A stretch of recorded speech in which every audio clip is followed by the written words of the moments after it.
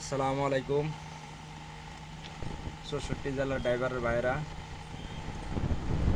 আসলেই আল্লাহর হুকুম নামাজ, এটা আল্লাহর হুকুম ফরজ। রোজা, পর্দা, এগুলো কিন্তু ফরজ। আর আমরা যে গাড়ি চালাইতেছি, ৬৪ জেলা ঘুরতেছি, এক জেলা থেকে আরেক জেলায় আমরা যাচ্ছি, একদিনে এক জেলাতে আমরা থাকতেছি, আমরা যে দেশ দেখতেছি, এটাও কিন্তু একটা ফরজ। দেশ দেখাও একটা ফরজ, ঠিক আছে? তাহলে আল্লাহ যে আঙ্গরের দেশগুলো দেখাইতেছে, আমরা যে বিভিন্ন জায়গায় যাচ্ছি, তাহলে আল্লাহর কাছে কি আমরা শুক্রিয়া আদায় করার দরকার না?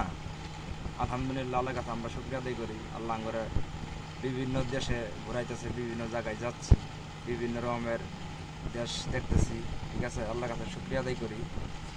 আর একটা বিষয় হলো, মহান আল্লাহ আঙ্গরে দুনিয়াতে আসলেই যাই যে কর্ম করি, ঠিক আছে?